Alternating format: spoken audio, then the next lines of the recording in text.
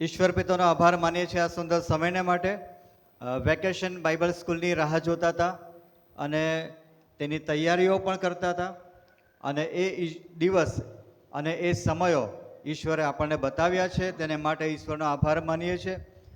ઘણી બધી મુશ્કેલીઓ અને પ્રશ્નો અવરોધો હતા, પરંતુ ઈશ્વરે એ દરેકની અંદર યોગ્ય માર્ગ બતાવ્યો અને VBS સફળ કર્યો છે, તેને માટે ઈશ્વર પિતાનો આભાર માનીએ છીએ. અને ખાસ કરીને VBSને માટે મને આમંત્રણ આપવામાં આવ્યું, તેને માટે પાળક સાહેબનો અને પાળક ક્ષેત્ર સમિતિનો હું આભાર માનું છું. સાથે સાથે VBS સુપ્રિન્ટેન્ડન્ટ, સેક્રેટરી અને ટ્રેઝરર અને તેઓની આખી ટીમ, શિક્ષકોની ટીમ અને વોલેન્ટિયરની ટીમ અને દરેક આગેવાનોની ટીમ એક બહુ મોટા ટીમવર્કની અંદર સાથે મળીને કામ કરીને પોતપોતાની જવાબદારીઓનો અંદર વિશ્વાસુ રહીને આ VBSને સફળ કર્યો છે, એને માટે ઈશ્વર પિતાને ધન્યવાદ આપીએ છીએ. અને સમય તો ખાસો થઈ ગયો છે અને ઘણી બધી જગ્યાઓ ખાલી થઈ ગઈ છે, પરંતુ વધારે સમય નહીં લેતા કેટલીક બાબતો આપણે શેર કરવા માંગીએ છીએ અને પ્રવચનોમાંથી શીખવા માંગીએ છીએ, સાંભળવા માંગીએ છીએ અને પ્રભુની સ્તુતિ અને આરાધના વચનની સાથે અને એક ઇલેસ્ટ્રેશનની સાથે હું આ બાબતો શેર કરવા માંગીશ. સાથે મારી સાથે તંબુરીઓ પણ છે, પણ બાળકો ઓછા છે, હા ને, તો વાંધો નહીં, આજે તંબુરી અને આપણે બોલાવીશું.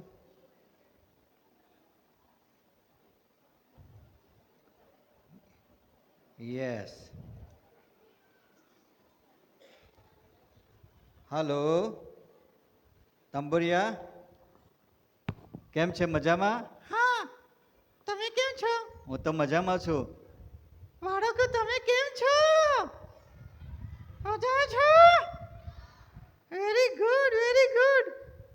આપણે તને પેલું યાદ છે, વેકેશન બાઇબલ સ્કૂલ? હા, અચ્છા, બાળકોને યાદ છે? હા, ચાલો હું બોલાવું. Vacation Bible school, vacation Bible school, vacation Bible school, VBS, VBS, VBS. હવે તું બોલશે? હા, ચાલ, હવે તમારે નહીં બોલવાનું, હવે આ તંબુરીઓ બોલશે. બોલશે ને તું? હા. Okay, VBS. છાની માની બેસ. આ તો મને કહે છે છાની માની બેસ. આવું ના બોલાય, પાળક છે, પાળક સાહેબ છે, પછી મોટા આગેવાનો પણ છે, એવું ના બોલાય, બરાબર? સોરી બોલી દે. સોરી. હા, બરાબર. તો અત્યારે આપણે ખાસ કરીને વચનને સાંભળવા માંગીએ છીએ અને બધાને ટાટા કહી દો. ટાટા. છોકરીઓ ટાટા. ઓકે, સારું.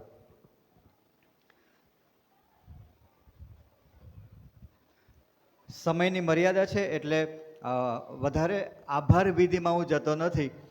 પાળક સાહેબે અને અહીંથી VBS રિપોર્ટ આપ સર્વે સાંભળ્યો છે અને એ દરમિયાન મને જે વ્યક્તિઓએ આમંત્રણ આપ્યું ભોજનને માટે એ સર્વના નામો તમે સાંભળ્યા જ છે. જે વ્યક્તિઓએ મને આખી VBS દરમિયાન સપોર્ટ કર્યો, ટેકનિકલ ટીમ અને વોલેન્ટિયર્સ ટીમ, એ દરેકનો હું આ સમયે આભાર માનું છું. દરેકના નામની વિગતો તમને સાંભળવા મળી છે.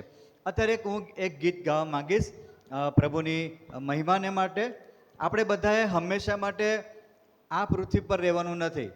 ઈશ્વરે મારા અને તમારા માટે એક સુંદર જગ્યા તૈયાર કરી છે અને એ જગ્યાની અંદર પ્રભુ તમને અને મને લેવા માંગે છે. અને એક સુંદર ગીત છે, આસમાન મેં હોગા मेरा भी एक मकान, उसमें रहेंगे हम जाके, छोड़ेंगे जब ये जहान. आसमान में होगा मेरा भी एक मकान, उसमें रहेंगे हम जाके, छोड़ेंगे जब ये जहां.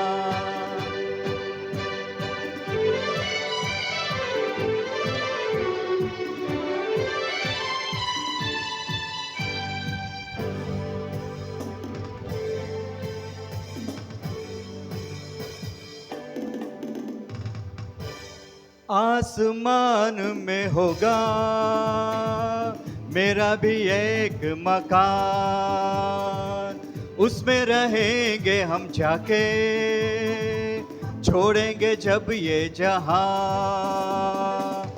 आसमान में होगा मेरा भी एक मकान, उसमें रहेंगे हम जाके, छोड़ेंगे जब ये जहां।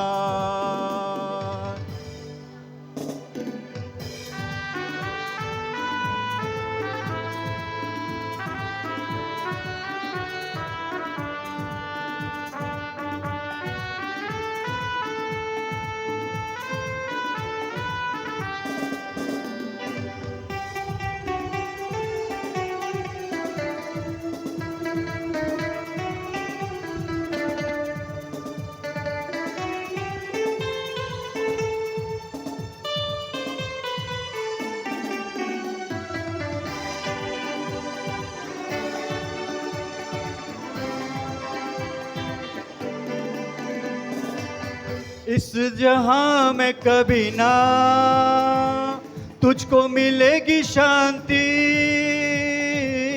इस जहां में कभी ना तुझको मिलेगी शांति। यीशु के साथ चलो तुम, तब मिलेगी शांति।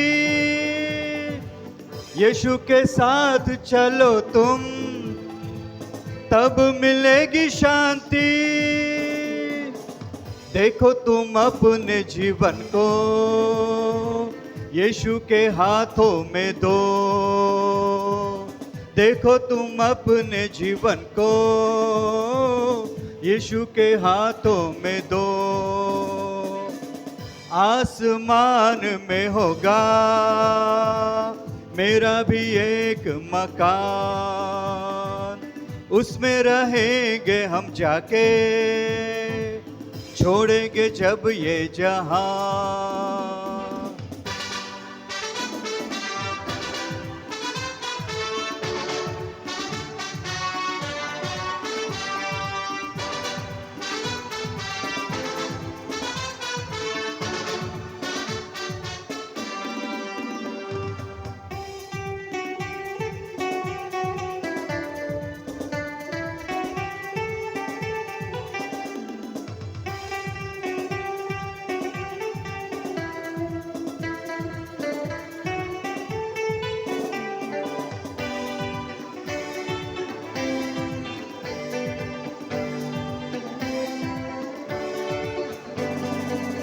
तू कहे शर्माए, तू कहे घबराए, तू कहे शर्माए, तू कहे घबराए।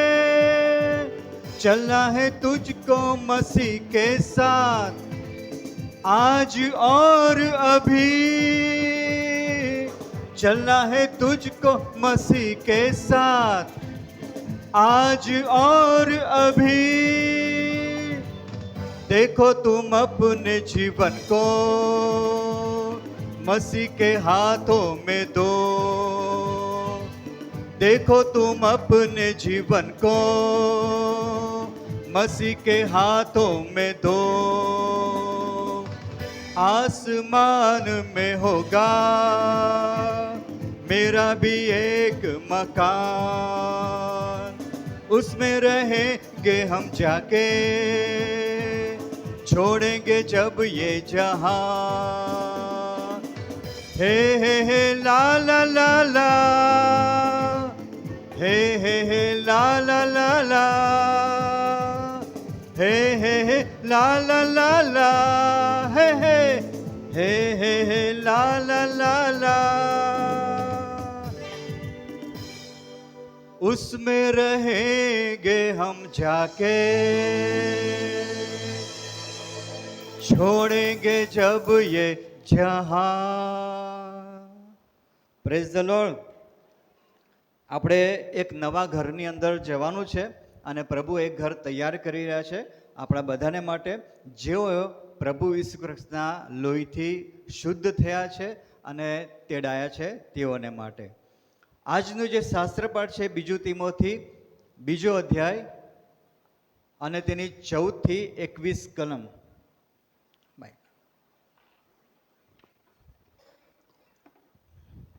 2 તિમોથી 2 અધ્યાય તેની 14 થી 21મી કલમ સુધી આપણે જે કલમો વાંચી છે એ કલમો આપણે ઓપન રાખીશું.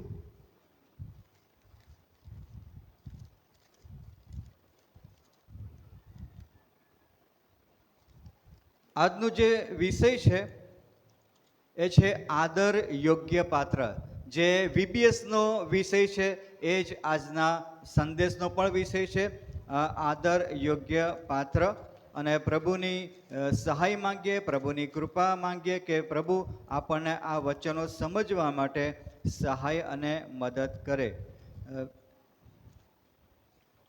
આવો આપણે પ્રાર્થના કરીએ અને પ્રભુની પાસે કૃપા માંગીએ. અમારા પ્રેમાળ અને જીવંત ઈશ્વર પિતા, તમારો આભાર માનીએ છીએ તમારા અદ્ભુત વચનોને માટે, જે વચનો તમે અમારી માતૃભાષામાં આપ્યા છે. અને આજે જે વચનો વાંચવામાં આવ્યા એ વચન અમે અમારા પોતાના અંગત જીવનની અંદર ઉતારી શકીએ અને તેનો અમલ કરી શકીએ એવી તમે કૃપા થવા દો. મુજબળ પાત્રને તમારા વધસ્તનની આડ પાછળ રાખો.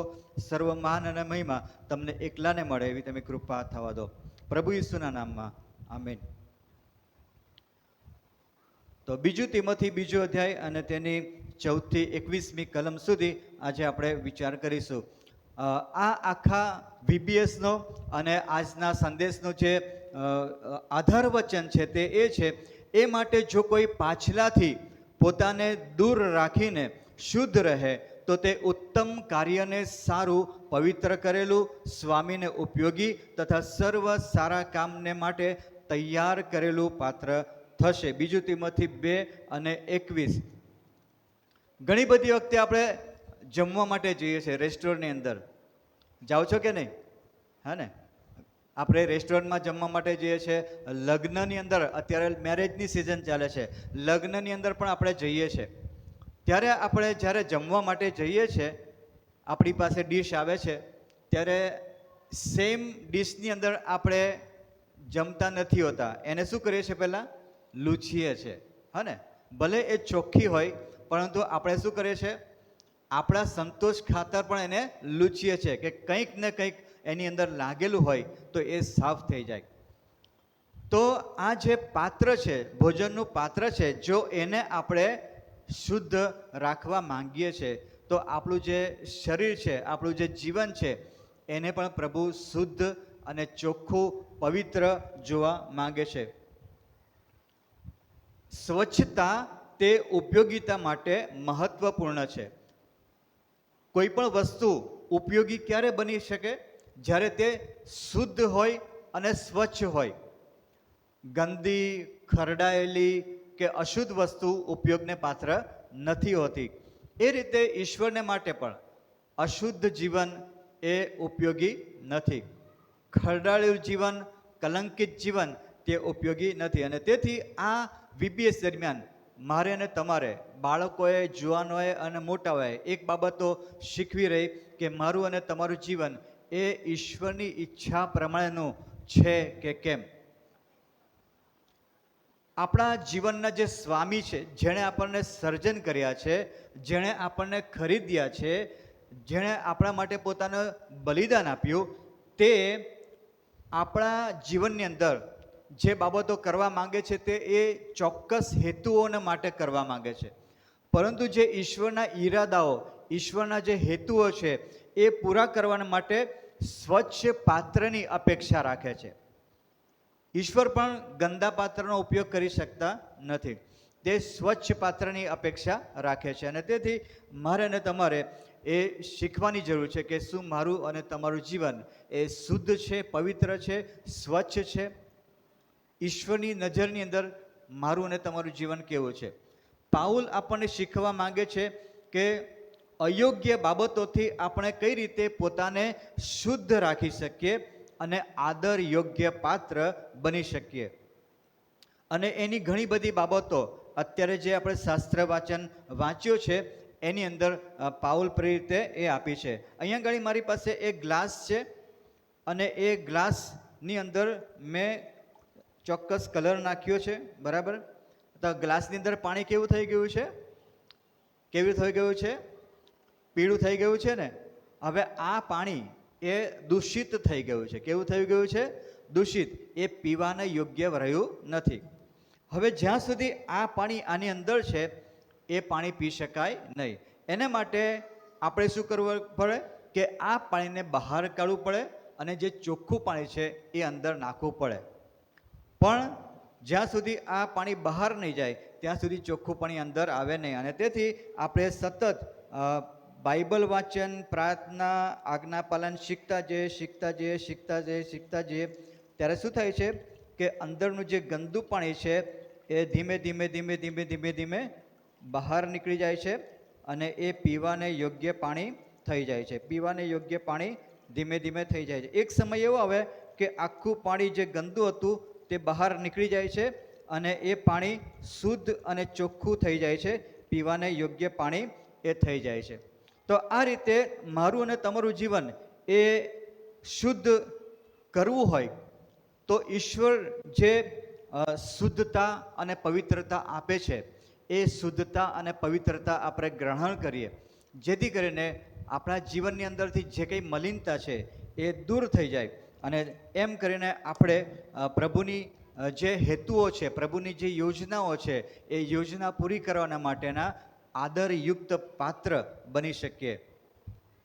આપણા દરેકના ઘરની અંદર અલગ અલગ પાત્રો હોય છે. પહેલાંના સમયમાં પિત્તળના વાસણો અને ચાંદીના વાસણો, તાંબાના વાસણો, એવા વાસણો હોય છે. અત્યારે પણ કેટલાક ઘરોની અંદર અલગ અલગ વાસણો હોય છે. પાઉલ અહીંયા આગળ લખે છે કે ઘરની અંદર 20મી કલમ, પણ મોટા ઘરમાં, કેવા મોટા ઘરમાં, પૈસે ટકે સુખી સમૃદ્ધ એવા ઘરની અંદર, મોટા ઘરમાં કેવળ સોના રૂપાના જ નહીં પણ લાકડાના તથા માટીના પણ પાત્રો હોય છે. સોના રૂપાના પણ પાત્રો હોય છે, માટીના પાત્રો હોય છે અને લાકડાના પણ પાત્રો હોય છે.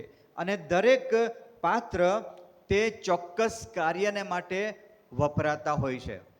દરેક કાર્ય ચોક્કસ બાબતોને માટે વપરાતા હોય છે. તેમનો ઉપયોગ અલગ અલગ હોય છે. લાકડાના પાત્રનો ઉપયોગ છે અલગ, પછી માટીના પાત્રોનો અલગ ઉપયોગ છે, સોના અને ચાંદીના પાત્રનો ઉપયોગ પણ અલગ છે. કેટલાક પાત્રો ઉત્તમ કાર્ય માટે તો કેટલાક પાત્રો હલકા કાર્ય માટે એ વપરાતા હોય છે. સોના ચાંદીના પાત્રો તે આદર યોગ્ય છે અને ખાસ છે, સ્પેશિયલ છે. એનો ઉપયોગ આપણે બહુ સાચવીને કરીએ છીએ. હા, કદાચ આપણા ઘરમાં અત્યારે નહીં થતા, પણ જૂના જમાનાના અને બહુ રાજવી કુટુંબની અંદર સોના ચાંદીના પાત્રનો ઉપયોગ થતો હતો.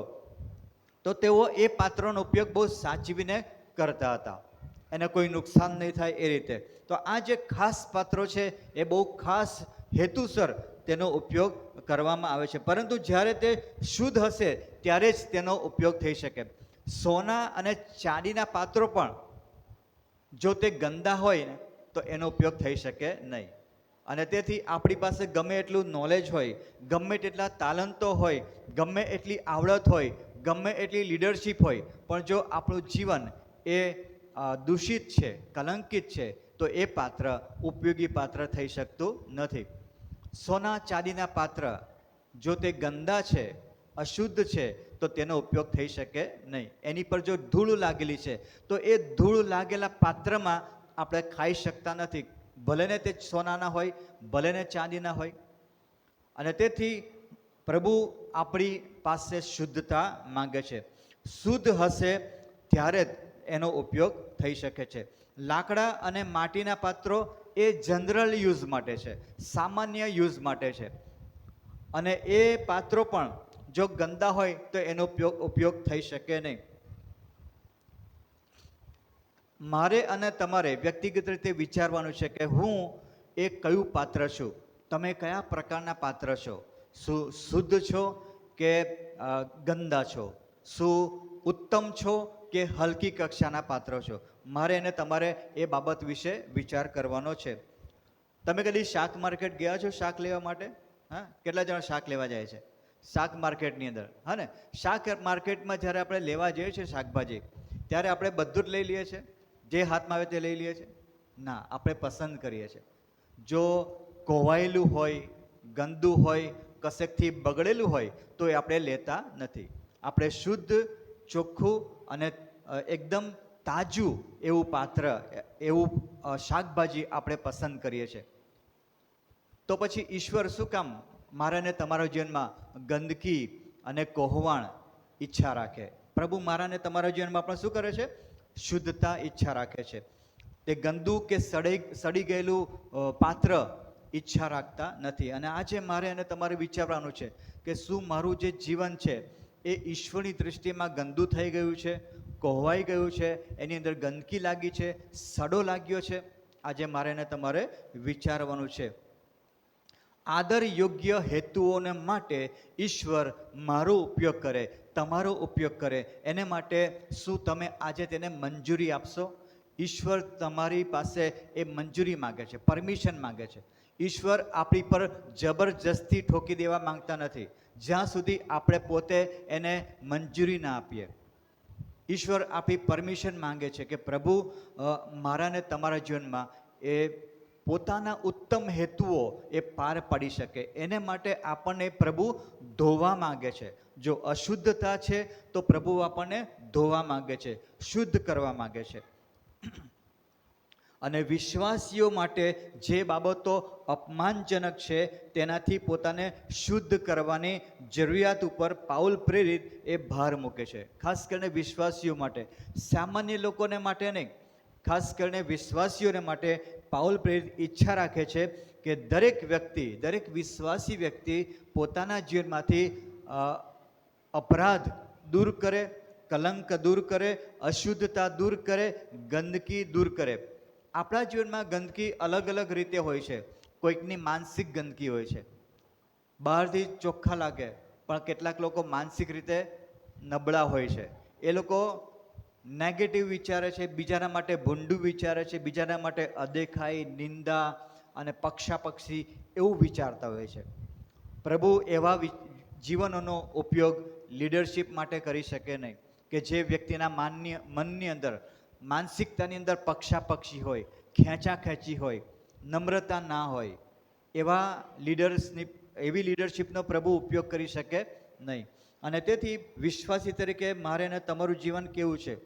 પાઉલ ભ્રષ્ટ સિદ્ધાંતો અને શિક્ષણ સામે ચેતવણી આપે છે. પાઉલ અહીંયા ઘણી બધી બાબતોની ચેતવણી આપે છે. કલમ 14 આપણે જો જોઈએ તો પાઉલ ચેતવણી આપે છે. કલમ 14 શું લખ્યું છે?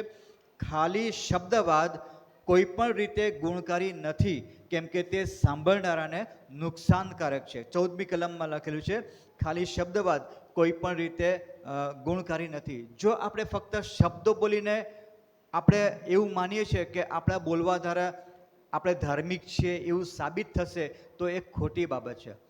આપણા સારા સારા શબ્દો, અલંકારિક શબ્દો દ્વારા આપણે એવું માનીએ છીએ કે હું પોતે આધ્યાત્મિક છું, પરંતુ ફક્ત શબ્દોથી આપણે ગુણકારી થઈ શકતા નથી.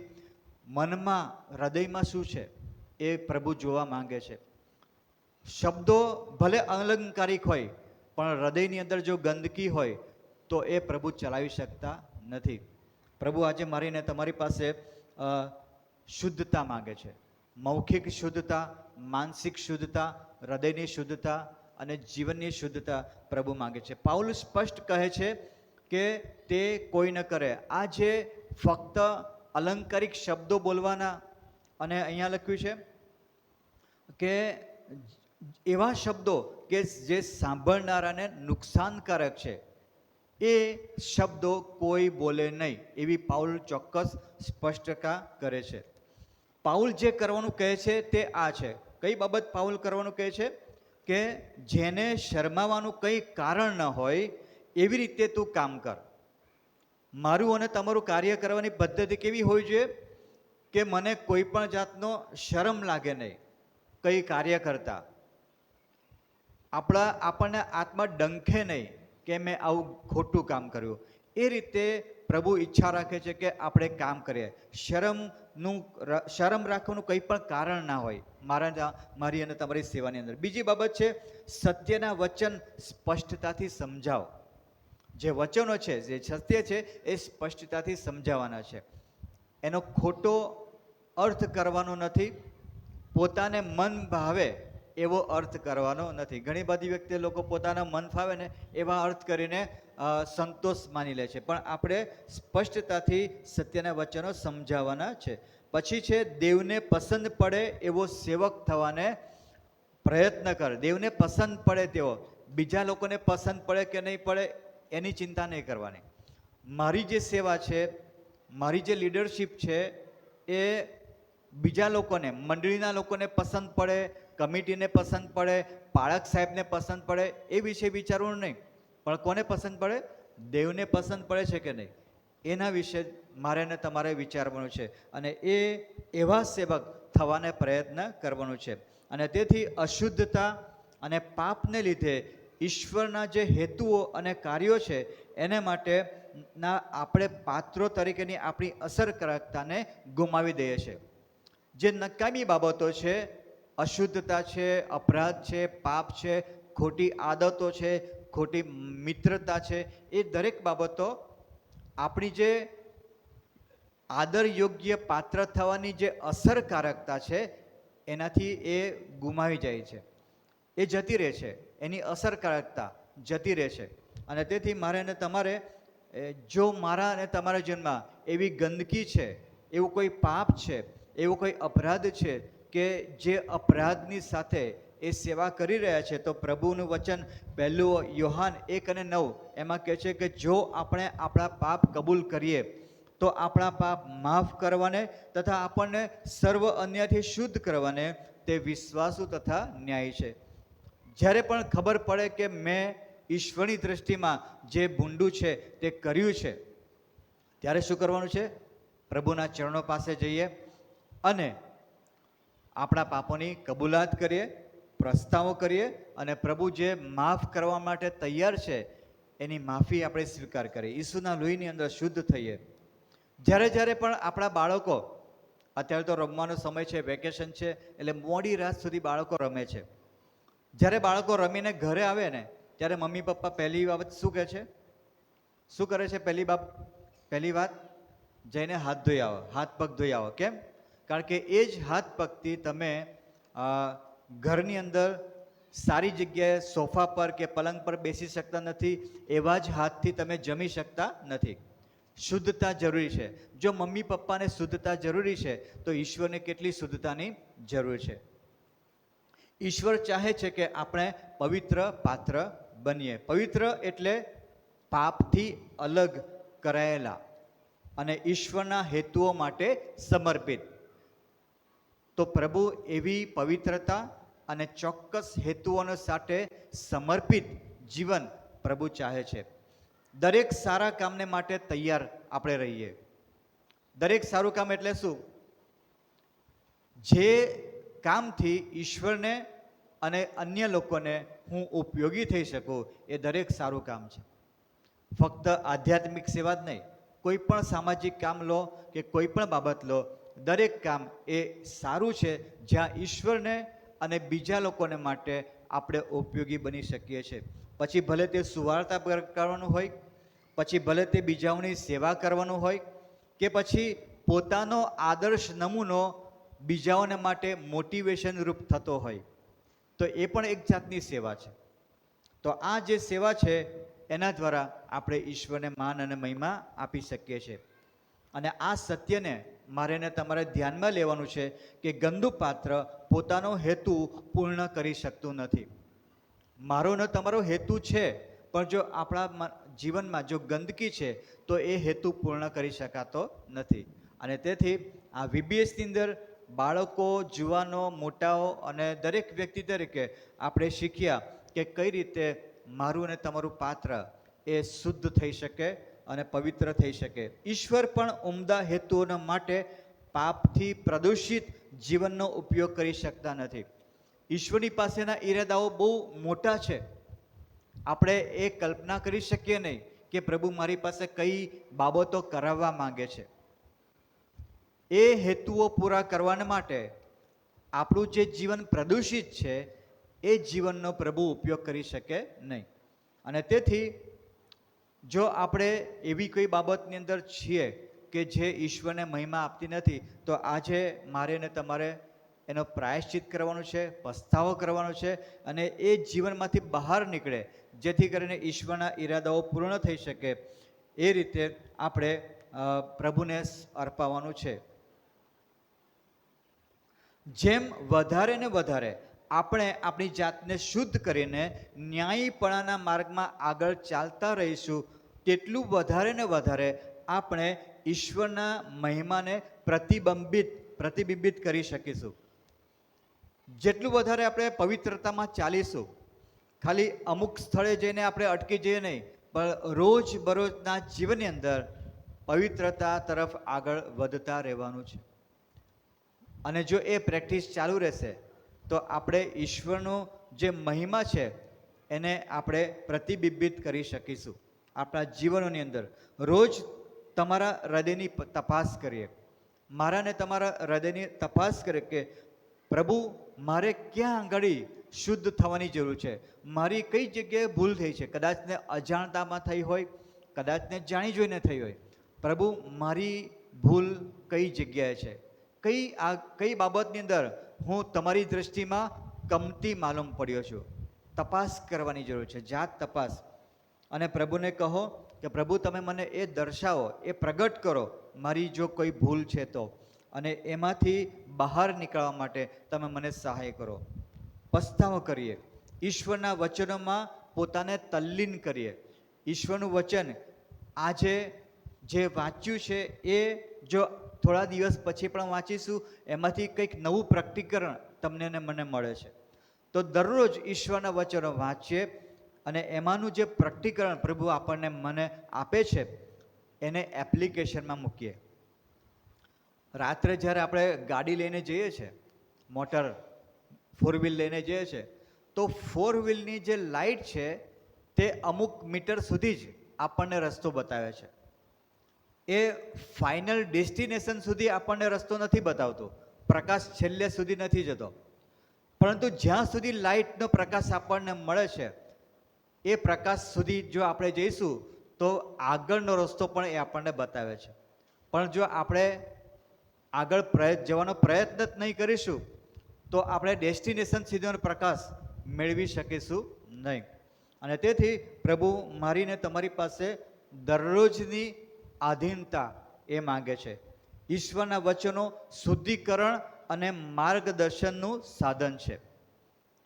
જો આપણે ઈશ્વરના વચનો વાંચતા નથી તો એ મારા ને તમારા માટે અશક્તિ લાવનારું બની શકે છે, સામર્થ્ય વગરનું જીવન બની શકે છે. અને વચનો જ્યારે મારા ને તમારા જીવનમાં હોય છે ત્યારે એ પાવરફુલ જીવન બને છે. વચનો તે અસત્યમાંથી સત્ય પારખવા સજ્જ કરે છે. ઘણી બધી અસત્યતાઓ છે, ઘણી બધી અચોક્કસતાઓ છે, અને સમાજની અંદર અને જગતની અંદર ઘણી બધી બાબતો એવી છે કે આપણને કન્ફ્યુઝન થાય. તો એમાંથી સાચું શું છે એ પારખવાના માટે વચનો દ્વારા પ્રભુ આપણને સામર્થ્ય આપે છે. ન્યાયી રીતે જીવવા વચનો મને ને તમને મદદ કરે છે અને શક્તિ આપે છે. ભ્રષ્ટ પ્રભાવથી અલગ થાવ. ભ્રષ્ટ એટલે નકામા પ્રભાવથી અલગ થાવ, નકામી સંગતોથી અલગ થાવ.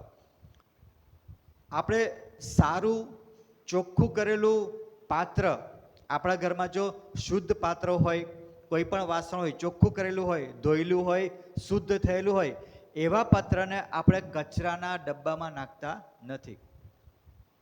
અને તેથી પ્રભુ ચાહે છે કે જો મારું અને તમારું પાત્ર શુદ્ધ છે, મારું ને તમારું જીવન શુદ્ધ છે, તો પછી કચરા જેવા લોકોની સાથે શું કામ રહીએ? કચરા જેવી માનસિકતાની સાથે શું કામ આપણે ઉઠબેસ કરીએ? પ્રભુ ઈચ્છા રાખે છે કે એવા વ્યક્તિઓથી, એવી સોબતોથી મારે ને તમારે દૂર રહેવાનું છે કે જે આપણા શુદ્ધ પાત્રને કલંકિત કરે છે. તેથી એવા સંબંધો, એવી આદતો અને એવા શિક્ષણથી મારે અને તમારે દૂર રહેવાની જરૂર છે કે જે ઈશ્વરથી તમને અને મને દૂર લઈ જાય છે. અને તેથી સારા કામો કરવા માટે હંમેશા તૈયાર રહીએ. જ્યારે આપણે ઈશ્વરને સમર્પિત થઈએ છીએ ચોક્કસ હેતુઓને માટે, તો ચોક્કસ સેવાઓને માટે આપણે તૈયાર રહેવાની જરૂર છે. ભલે સમૃદ્ધિની જેમ આપણે 4 બાબતો સમર્પિત કરવાની છે: સમય, શક્તિ, નાણાં અને સાધન. આ 4 બાબતો દ્વારા ઈશ્વર અને અન્યોની સેવા કરવાને માટે આપણે આપણી જાતોને તૈયાર રાખીએ. કચવાતા મને નહીં, પરંતુ રાજી ખુશીથી આપણે એકબીજાની સેવા કરવાની છે અને ઈશ્વરની સેવા કરવાની છે. અને સંદેશો તો સ્પષ્ટ છે કે ઈશ્વર સોના કે ચાંદીના પાત્રોની શોધ કરતા નથી. ઈશ્વરને સોના ચાંદીના પાત્રોની શોધ નથી, ઈશ્વરને શુદ્ધ પાત્રોની શોધ છે. ગમે તેવું સાદું પાત્ર હશે, પણ જો શુદ્ધ પાત્ર છે તો ઈશ્વર તેને ઉપયોગી બનાવે છે. સોનાના પાત્રને ઉપયોગી બનાવતા નથી. અને તેથી મારું ને તમારું જીવન ભલે બહુ તાલંતોથી ભરપૂર હોય, લીડરશિપથી ભરપૂર હોય, ઘણા બધા તાલંતો હોય, ઘણી બધી ડિગ્રીઓ હોય, ઘણો બધો પૈસો હોય, પરંતુ એની અંદર ગંદકી હોય તો એ પાત્રનો પ્રભુ ઉપયોગ કરી શકતા નથી. પણ સાદું જીવન, સાદી વ્યક્તિ, પણ જો એ શુદ્ધ છે તો પ્રભુ તેનો ઉપયોગ કરે છે. ઈશ્વર એવા હૃદયની અપેક્ષા રાખે છે કે જે શુદ્ધ, આજ્ઞાકારી અને સેવા કરવા માટે તૈયાર છે. આજે આપણે વ્યક્તિગત રીતે વિચાર કરીએ, શું મારું અને તમારું જીવન એવું છે? શું કોઈ એવી બાબત છે કે જેના બંધનમાં હજુ પણ હું અને તમે છીએ? એવી કોઈ બાબત છે કે જેના બંધનમાં છે? એવી કોઈ વ્યક્તિ છે કે જેના બંધનમાં છે? એવી કોઈ ખોટી આદતો છે, ખોટો શોખ છે કે જેના બંધનમાં છે? એવી કોઈ વિચારસરણી છે કે જેના બંધનમાં હું અને તમે છીએ? પ્રભુ આજે ચાહે છે કે આપણે એ દરેક બંધનોમાંથી આઝાદ થઈએ. દરેક બંધનોમાંથી પ્રભુ મને અને તમને આઝાદી અપાવવા માંગે છે. અત્યારે મારી પાસે એક પક્ષીનું ચિત્ર છે અને પક્ષી છે કેદખાનામાં. આજે હું અને તમે પણ કોઈક ચોક્કસ બંધનોની અંદર છે અને પ્રભુ ચાહે છે કે બંધનો દૂર થાય અને આપણે આઝાદ બનીએ. પ્રભુ જે મુક્તિ આપે છે, પ્રભુ જે સ્વતંત્રતા આપે છે, પાપોથી સ્વતંત્રતા, એ મુક્તિ પ્રભુ મારીને તમારી પાસે ચાહે છે કે આપણે મુક્ત બનીએ, પ્રભુની સેવાને માટે આગળ આવીએ અને પ્રભુ એ દરેક બંધનોને તોડીને આપણા માટે સ્વતંત્રતા આપે છે. અને પ્રભુ ચાહે છે કે મારા ને તમારા જીવનમાં પણ જો કોઈ બાબત છે કે જે નકામી છે અને એ બંધનોથી ઘેરાયેલા છે, તો આજે પ્રભુ મને તમને આમંત્રણ આપી રહ્યા છે. પ્રભુના હાથમાં સોંપાઈએ. પ્રભુને કહે, પ્રભુ હું મારું જીવન તમને સોંપું છું, મારું જીવન તમને અર્પણ કરું છું. હું મારી રીતે જીવન જીવવા માંગતો હતો, હું મારું પાત્ર તમને સોંપું છું. અને એક સુંદર ગીત છે, એ ગીતના શબ્દો છે, હું આખું ગીત નહીં ગાઈશ, થોડી કડીએ ગાઈશ.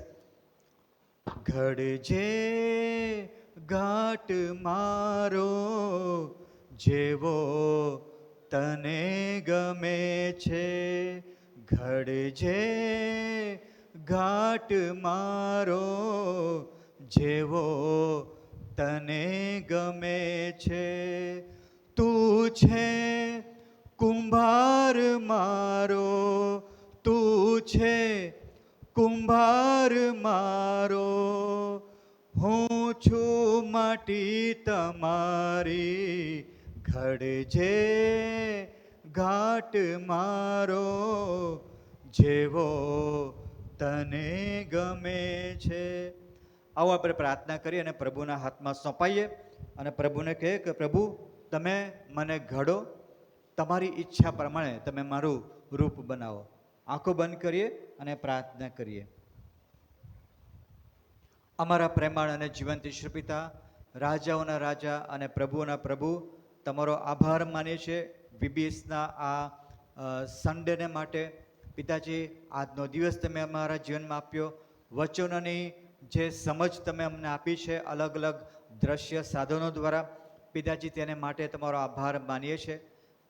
પિતાજી અમે પ્રાર્થના કરીએ છીએ કે અમારા જીવનમાં જો કોઈ એવી બાબત છે કે જે પિતાજી તમારી દ્રષ્ટિમાં એ ગંદી છે, તમારી દ્રષ્ટિમાં એ કલંકિત છે, પિતાજી તમે અમારા પાત્રને શુદ્ધ કરો. અમારા જીવનમાં જો કોઈ એવી બાબતથી અમે કેદી છીએ, બંધાયેલા છીએ, પ્રભુ તમે અને એકમાત્ર તમે જ એ બંધનોને તોડી શકો છો. પ્રભુ તમે અમને આઝાદ કરો એવા દરેક બંધનોમાંથી જે અમને તમારી પાસે આવતા અટકાવે છે. પ્રભુ તમારી સેવાને માટે વપરાવાને માટે જે બંધનો અમને અટકાવે છે એ દરેક તમે તોડી પાડો. પ્રભુ ઈસુના સામર્થ્ય દ્વારા, પ્રભુ ઈસુના લોહીથી અમને શુદ્ધ કરો. પિતાજી અમારા જીવનોને તમે તમારી ઈચ્છા પ્રમાણેનું રૂપ તમે આપો, તમે ઘડો અમને, જેથી કરીને તમને પસંદ કરેલું પાત્ર અમે બની શકીએ, પવિત્ર પાત્ર બની શકીએ. અને પિતાજી આવનાર સમયની અંદર અહીંયા ઉપસ્થિત દરેક વ્યક્તિઓ પિતાજી સ્થાનિક પરિવારને માટે, મંડળીને માટે અને સમાજને માટે આદરયુક્ત પાત્ર બની શકે અને તમારી અને અન્ય લોકોની સેવાઓને માટે પોતાના નાણાં, શક્તિ, સમય અને સાધનથી ઉપયોગી બની શકે એવી તમે કૃપા થાઓ દો. તમારા હાથમાં સોંપાતા આ વિનંતી તારનાર પ્રભુ ખ્રિસ્તના નામમાં માંગીએ છીએ, માટે સાંભળો અને માન્ય કરો. આમેન.